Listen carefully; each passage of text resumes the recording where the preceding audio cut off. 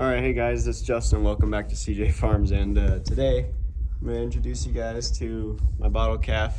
My girlfriend named her Bridget, and she's got quite the story here. So, 5 days ago, today is Monday, March 28th, I think.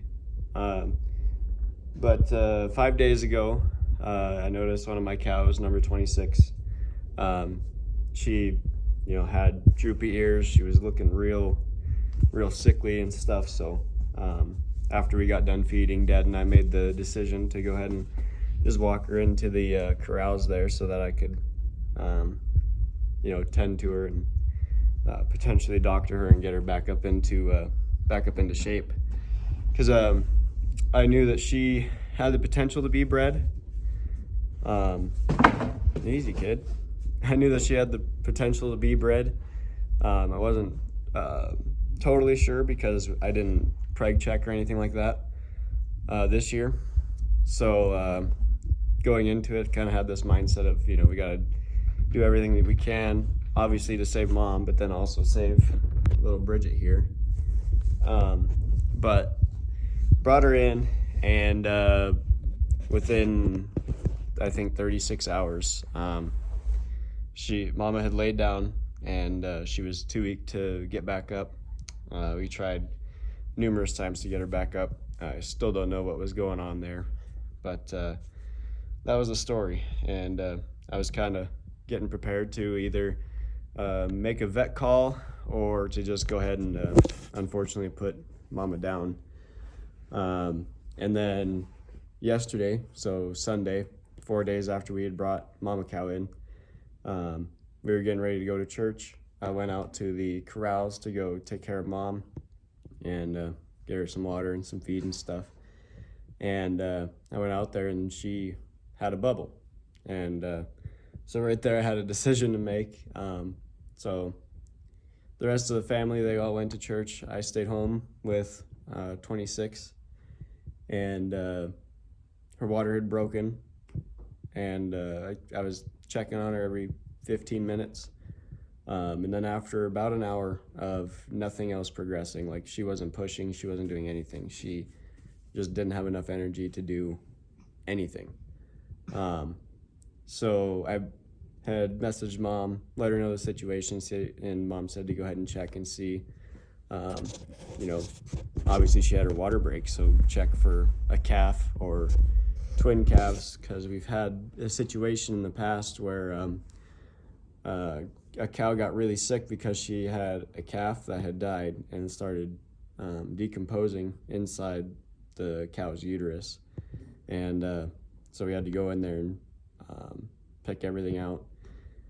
And then following year, she bred back up, and she's still in Mom and Dad's herd. But anyways, so I reached in there, and I felt a foot about wrist deep.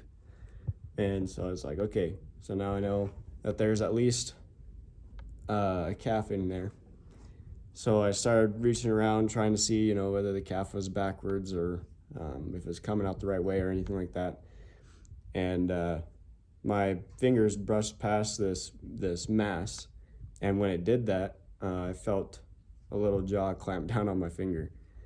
And so then at that point, it was pretty much game on. So started pulling and making way, trying to get this calf out. And Mom was too weak to help out at all, so it was pretty much up to me.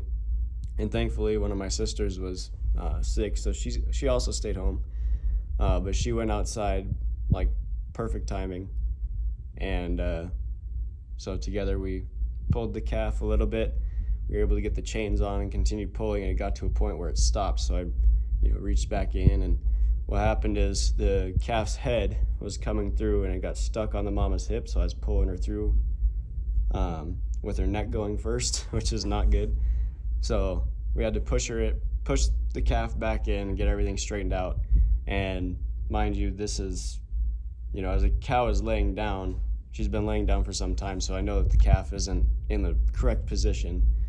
And she actually was coming out sideways. Usually you want, their head where my fingernails are, usually want their head to come out just like that with their feet below. She was coming out sideways. So that was the issue that we were facing there.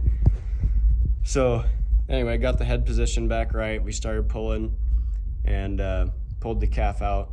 I wasn't expecting life at that point, but I got her out and she let out this little tiny moo, and you know, instantly got into action, getting the sack off the face and everything like that.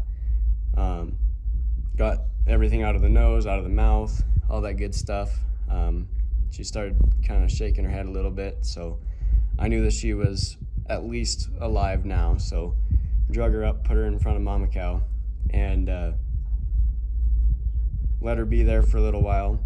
Then the calf, after a couple hours, and then after everybody got home, the calf finally stood up, and she was kind of bopping around and stuff, trying to get Mama Cow up, and you know, Mama Cow just wasn't doing it. And something was going on with Mama Cow, because number one, she wasn't loose. Number two, she didn't have any type of bag. Like, she was not at all close. I'd say, you know, within weeks maybe, but certainly not at the time that this all went down. So got her to stand up and stuff, and then she started acting like she wanted to eat, so went and made her a bottle of colostrum. Got that to her, and then within hours of giving her the colostrum, Mama Cow did end up dying. And you know, this is out of my own herd. Like, the number 26, she was one of the crew that I had bought a little over a year ago now. So that was a very heartbreaking situation. Thankfully, I have this calf of hers to hold as a replacement. This is the first calf out of my own bloodline, so you know, out of the cows that I bought and then the bull that I bought, I've already had two others. One a steer, one a bull, sorry, one a heifer. They're both actually pretty good size. I think my bull calf was probably weighing in at like 80 pounds or so. He's a big boy. But yeah, so I got a bull, I got a heifer, now I have this other heifer here. So this heifer right here, she is actually going to have a permanent place in my herd,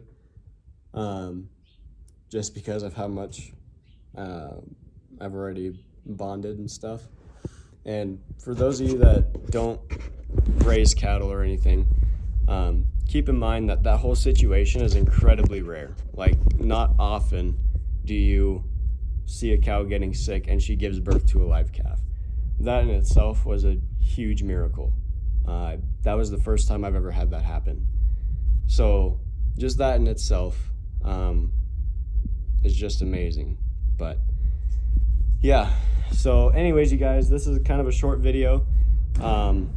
Now that spring is here and we're getting into field work and everything like that, videos are going to come back. I've just found that over the winter time it just gets really monotonous just having feeding videos all the time.